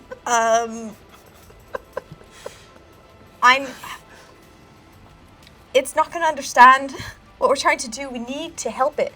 And I only have a little bit of magic left that I can heal it. Let's get that spear out. Spear? Okay. Weapon? I can use a reaction before my initiative, though, right? Yes. Okay. Yeah, Just wanted to you're make not sure. surprised. Okay. Tobin, it is your turn. I'm gonna. It's restrained. It is. I'm gonna keep my shield out, but I haven't drawn a weapon. And I turn to you and I'm like, Triune better be watching over us. And I am gonna cast Bless on the three of us. Okay. You cast Bless. And then I'm going to start approaching the boar. Okay. Where am I? I'll say that you guys can all start your whatever movement from this square. Okay. Yeah. Yeah, I think you can get right up to it. Do I want to be? Question. It's up to you. Not to throw some difficult terrain on this difficult terrain.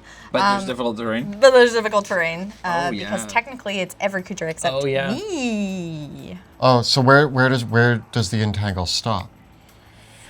Basically, I kind of wanted it to run through, if it was going to come towards us, to still get the opportunity to run through it. So I did put it kind of in front.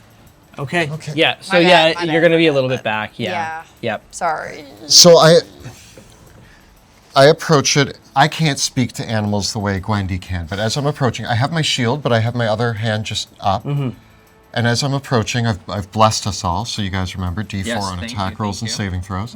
And I'm speaking in common, but I am trying to be soothing with my voice, and I'm like, what's its name? Iron Tooth or Thorntooth. I'm like, Thorntooth, we don't mean you no harm. We're gonna help you. We're gonna help you as best we can. That's a bird. We're good.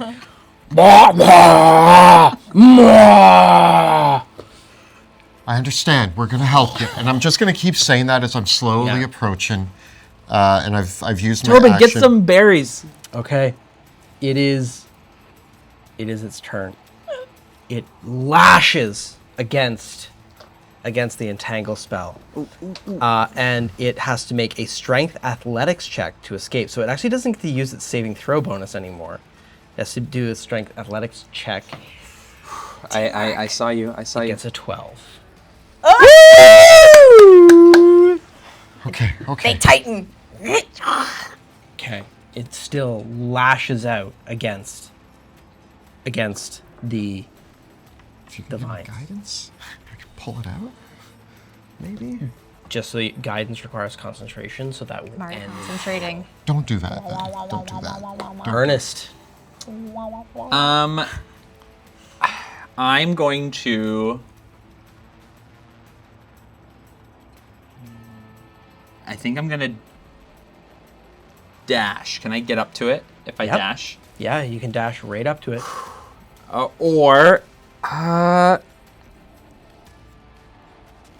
Can I grab some berries on the way? Yeah? And I'm going to as I get up to its mouth, I'm gonna try to sidestep it. I'm gonna leave some berries. You want to get right up to it? I don't know. Did it go near his face?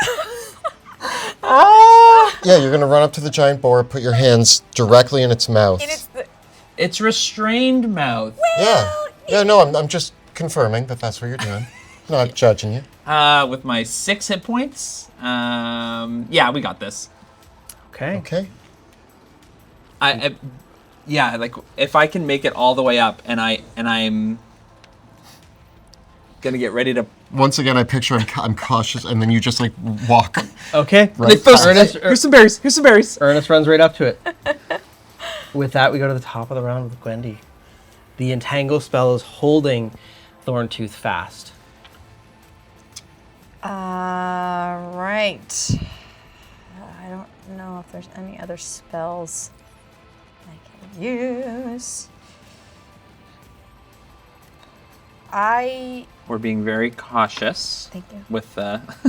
Well, I definitely want to get up to it because, like, if I'm gonna calm it down, then. And where is it? In its like hind? It's in its like shoulder. Oh, shoulder. Yeah. Okay. I want to. Can I help Tobin on his next turn? Me and him to pull it out. Sure. Okay. I kind of grasp it. I'm like, Tobin, come on! I need your help. Are you going right up to it? Yep. Okay. Tobin. Okay. I step up next to Gwendy, grab the spear that's in its side. From here, does the wound look poisonous, festering? Looking at the wound, it doesn't look good. Okay. That's the best I can say in this moment. I'm going to use I have something I want to do with my action and my bonus action. And the reason why I ask is my bonus action depends on how the wound looks. But first, with Gwendy's help, I yank the spear out. Give me an athletics check. With Yeah. advantage. And I also have Bardic Inspiration here if needed. A natural 20. So that's going to be 25. Okay.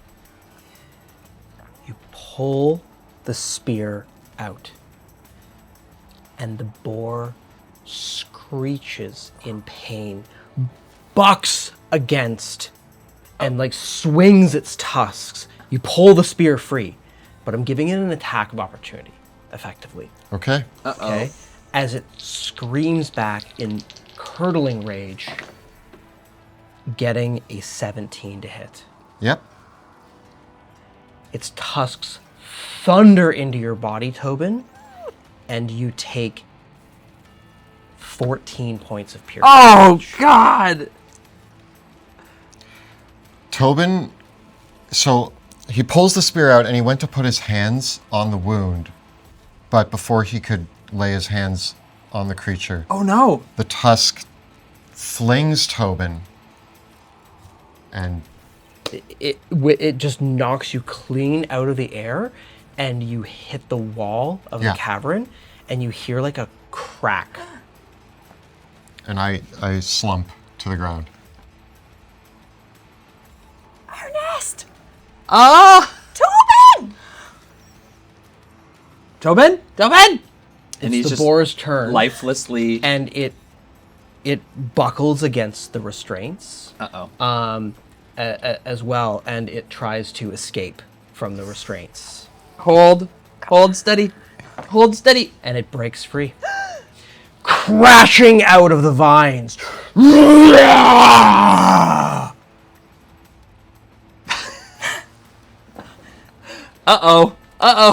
Ernest, it's your turn. Who's got? We don't have like potions or anything. I don't even have do you have potions? No, we don't have any potions. We don't even have. What's a potion? What's a potion? Who brings potions? Like what? Do you not heal? Can't you heal? Yeah, you also brought healing word, right? So I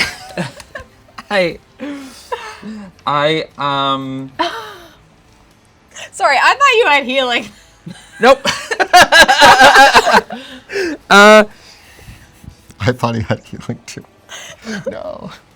It's okay, guys. Don't worry. Tobin's fine, right? Your face down, lifelessly, after you just. You didn't have full hit points? What are you gonna do, 'cause we took Ernest? the psychic damage. Yeah, psychic damage. I look at the boar and I just say, grovel, and I'm gonna cast command on it. Ooh, I have to make a saving throw? Wisdom 13. I get a 2. So the boar I sort of like, in a very strong and very definitive tone, I just yell down, and it just sort of like, well, and it does it on its turn, Yeah. and then it ends its turn. Yeah. And the hope is that it lays in the entanglement for a little bit longer. Yeah, that's true. Yeah. Gwendy, what are you going to do? You just saw your brother knocked unconscious, gored by the boar. Oh, I run over to him and I healing word. Okay. You can do that at a distance. Oh. Yeah, you can. But I Yeah. see you fly against the wall. I'm gonna go over even. Which of the triune do you invoke as you cast the spell on your brother, and how does it feel in this moment when you see in this moment the life slipping out of Tobin? I invoke Serra. It's not his time. And if I had known in your wisdom, please help my brother. You cast the spell. 2d4 Beautiful. plus 3 hit points. Beautiful. I mean, Ooh, I get 10. he's back. You see Tobin open his eyes. And Tobin, you feel the life energy flowing through your body from Gwendy's magic. I just grab your face. I'm like, you're right. I'm okay. Tobin? Are you all right? I'm fine. You see, You were gored by that thing. so it's actually your turn. You're prone. You see Gwendy over you and the snarling boar that with his magic, Ernest is barely keeping it back. This is only gonna be for a second. I stand up, like kind of hunched, and I look around, kind of trying to gather my bearings on what just happened. And I see the boar still like snarling and like held. And I do what I was going to do, and I reach out and I place my hand on the boar's wound. So I can either heal it or purify poison. I'll count either in this case. We'll leave it mysterious. Okay. But I almost imagine in this moment that it's almost like Gwendy's healing passed through you Yeah. as well. And I didn't know Right? I could do this. Yeah. It's just like something inside me was like, I gotta Yeah. tell this thing that I'm here to help it. And something guided me to be like, Yeah. I touch it on the wound and I'm like, we're not your enemy. We're here to help. And as I do, I it's like the light Yeah. through like shimmers. You see the one light strand Yeah. comes through and it bends. Yeah. Maybe yeah. I also helped you over too. And some of the flowers like open just a little bit more. And like I picture like Gwendy still has her hand on my shoulder and Yeah. I'm there like holding you up. and kinda. you're holding this thing at bay with like Yeah. and I don't know what's happening and I don't know why I was driven to The bloodshot vision of the boar's eyes fades, and the red in the eyes turns into a gorgeous shade of green as the boar collapses, asleep but alive. I sneak in a cheeky pet. See, I don't think you ever get a chance to pet a boar, so I just give it one little. The wound is Snip wicked, pet. but it's closed. Whatever poison was in its body, drawn out. Gwendy, did you do that? You were the one that touched the boar. You laid your hands on it. Doesn't make any sense. Why not? You're the one who was born on the solstice. I was born 10 minutes before you. About 7 minutes before midnight. But being twins, we share a destiny. I may be of druid, but you're still of the triune. Your destiny is still tied to this. We're two bonds better than one. Dad's old saying. I told the boar what to do. And I'm eating like berries I found. Like raspberries. How do you know those aren't poison? They're not. They will give you a tummy ache, though. Somehow Somehow we helped this boar. Somehow We. Somewhere, some guy died so that we could help a boar. Like the other two. Oh. Yeah, that other guy's super dead. We assume. Yeah, probably. But we didn't. I mean, bring that other half, because there's. Oh maybe yeah, we can tell. I have the other half of the staff as well. When you hit the thing, you just like. I was holding it. You like stood up. I guess I have 2 halves of a spear now strapped to my back. We can investigate it when we get back. In this moment, as you look at it, that you see the blade, the spear. This isn't a hunter's weapon. This isn't a hunter's tool. This spear, made of blackened metal, that there's something unnatural about the color to it. It's hard, black steel. But running through it is this ugly glimmer.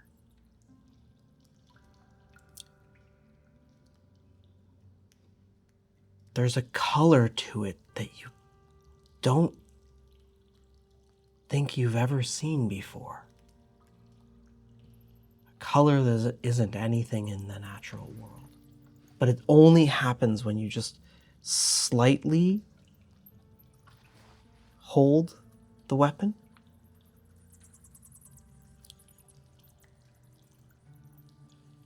It's a mean thing. It's a mean thing. This wasn't made for anything but killing. This Not was killing for survival. Killing for nothing but the purpose of killing. more than killing. I get a feeling from this weapon that it's not just meant to kill, it's meant to hurt. You know what I mean? Yeah, I do, but like just the way you. Like killing's one thing, but that boar was in so much pain. To suffer. To suffer. To suffer. Yeah, I don't want to suffer. Maybe They're really good. These are so good. maybe Hardy. I think it's the moss. Maybe Hardy back. Is it good, right? It is really good. Yeah. Yeah, the berries here, they're growing. But yeah, something's weird about that thing. I think we bring it back to Hardy the blacksmith. Maybe the Triune would know. Maybe. Identify something about this. At least where it Doesn't feel came from. natural. Who's going through our woods? Yeah. Who's using a weapon like this on our boar? Who was dumb enough to pick a fight with Thorntooth? Someone not from around here. Who's gonna believe that we saved Thorntooth? Well, maybe it's our story, not anyone else's. I've never done anything like that before. Give him a pet. It's so cool. He's so gentle. Do you have prestidigitation? Yeah. Can you clean him up a little bit? Yeah. I'll spend a moment just like Aw, yeah. cleaning up his tusks. Yeah, good call. We maybe feed him some water and leave. I'll leave a little pile. We'll leave a little pile of stuff as we kind of slink out because we don't want to. When he wakes up, he's got a little present waiting for him. Yeah. You're welcome.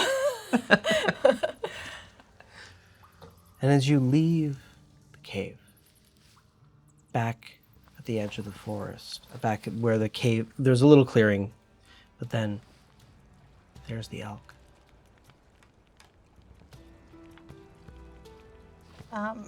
I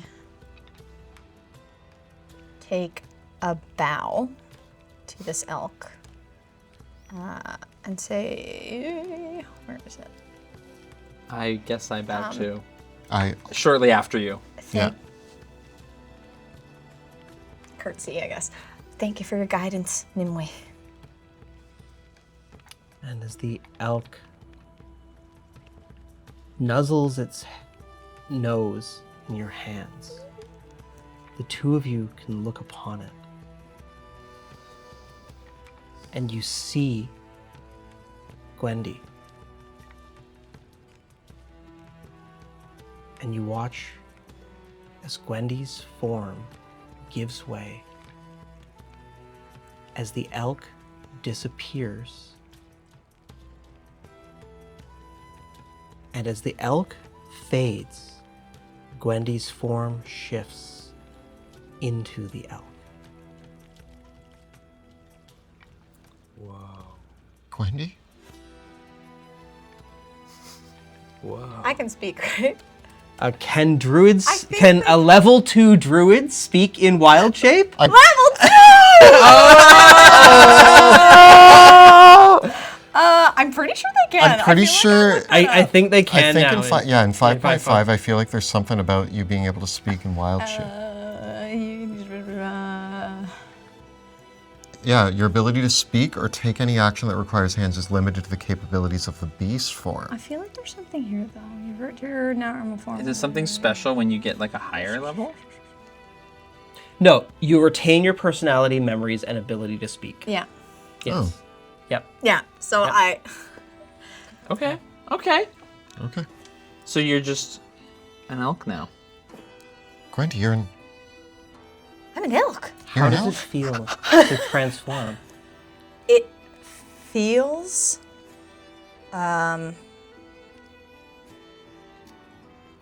like I'm reaching into a piece of me that I always knew was there, and now I can unlock it, like a memory in my mind. Does it feel now? Is there something awkward about this moment, or does it feel natural? Because I both have a funny comment and an interesting one, depending on how you feel in this moment. It feels natural, except for my tail. Okay, I imagine that as you step, you do like that newborn fawn step for a second. Oh, watch yourself. Yeah, you've never walked on your hands and feet at the same time. You've also probably never been this big, Since I was right? a babe. Yeah, that's like, Crawling. wow. We crawl, but I've never had my legs and arms be the same length before. My knees. And I start to kind of, as I start to get my footing, maybe I start to like gallop a little bit. I'm like, this is amazing. And I start to like buck around, like, what can I do? What can I do? I want to run. Don't go too far, but go ahead. I start to run. Your speed is 50 feet in this form, so... I come and stand on this little In the rock. nicest, in the nicest way, can we get a ride? Well, that's why I asked you to 3D print. There I am. I feel like you're running around and We're standing there watching you just like... Have you ever seen like, I don't know, like a horse get really excited and start Yeah. to like buck around? Yeah, Like a baby that's learning to run for the first time. That's me. I'm wild. I'm all over the place, but I should probably be a little bit more serious and focused. But I'm so excited. I didn't know this is what I get to do. This is amazing. Are you going to be like that forever? I have no idea. Is this me now? Like- Am I always I want you to know, like, Is this my life? no matter what, I'll be by your side, but I just gotta know if I'm taking care of an elk. Things taste the same. Where are those berries? My fingers. You feel the Nimwe's words echo in your mind. No. You are not you are not forever changed, but you are forever changed. It's not just what the form represents, but it's the threshold that has been crossed now. I feel like something's been unlocked in my brain. Like, tapped into something that I've always known was there, but wasn't ready for it yet. But something also is waking up in both Ernest and Tobin. Because you all get to level 2! We did it? Yeah. Oh my gosh. You will need to take a long rest to fully gain the benefits of your level, but something about the experiences of the past week is sinking in.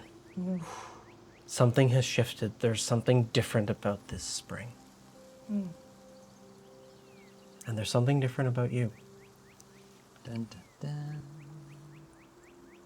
The winds of change are upon us, flowing through the valley. You can feel it. I mean, I can't turn into an elk, but I've never known I had power before. Power like you two. The power to protect, To help people. to heal.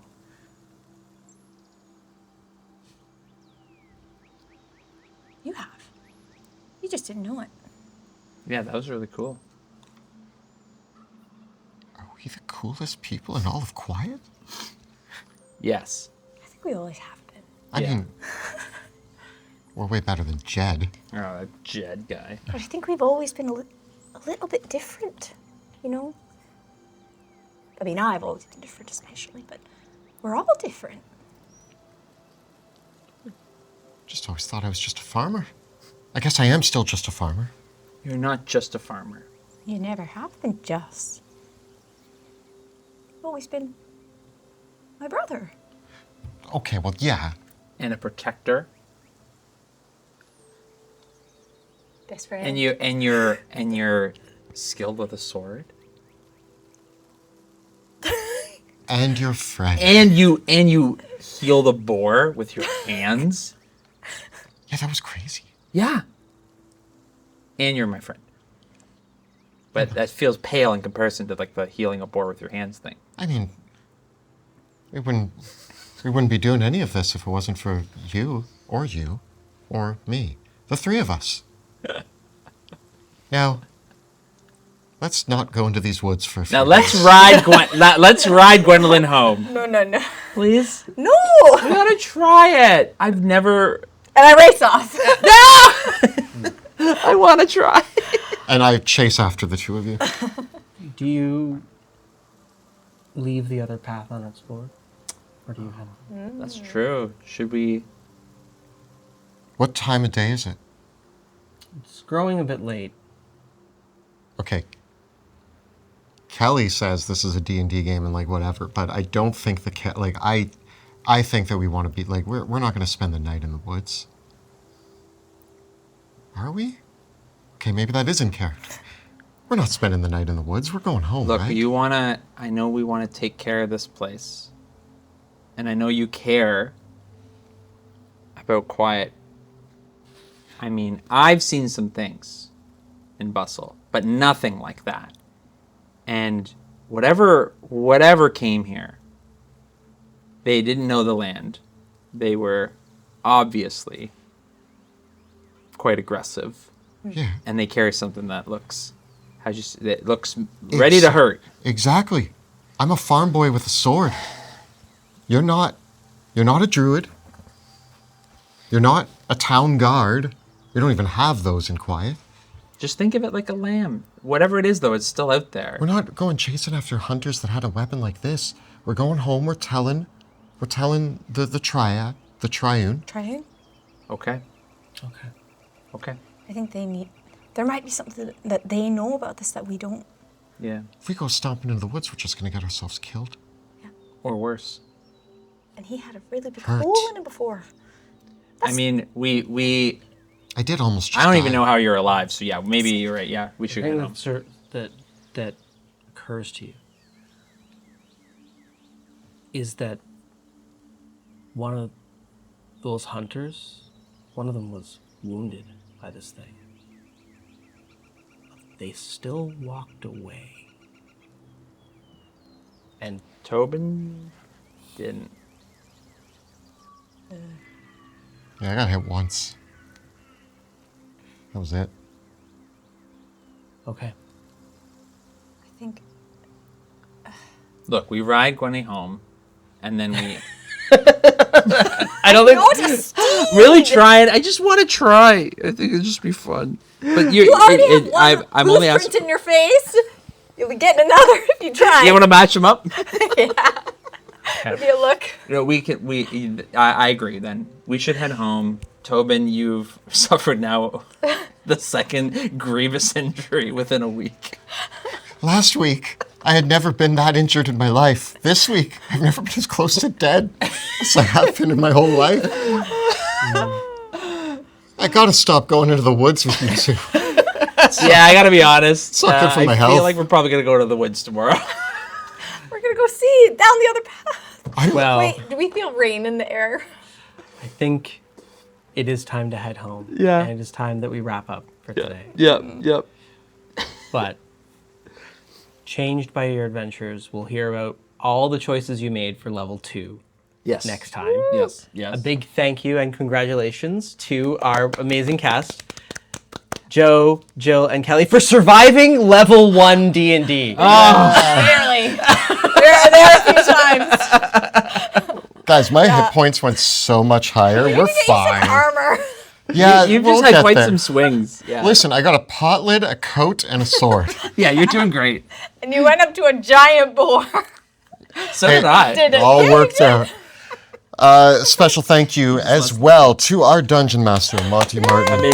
Amazing. And as always, behind the scenes, a special thank you to Kyle for keeping everything going. Thank you, Kyle. Also want to thank Jill for 3D printing her own elk form. So we got that in there. Really cool. A lot of the 3D printing that we're going to see is thanks to Jill, so thank you. And a special thanks as well to our brand manager, Bets Foster, for helping us keep things organized and getting everything ready for this actual play. Yeah. And a big thank you to all of our amazing Patreon supporters. If you don't know, the generous contributions of our Patreon supporters are what allows us to do these actual plays. Their contributions allow us to make sure that our editors are paid and that our cast is paid and that we are able to have our studio space and do all this cool stuff with all these cool things. And if you like more actual play content from us, you want to get even more content from us, our Patreon is the best place to go to, because not only do you get a ton of awesome behind the scenes content, you get on our Discord server, you can see the session 0, 4 Seasons of Silence, and so much more, as well as getting a monthly set of Eldritch experiments from me and Kelly, with bonus content that you can use in your own D&D games. So be sure to check out the Patreon. The links are all down below. Thank you so much for watching, and we will see you next week in the Silent Valley.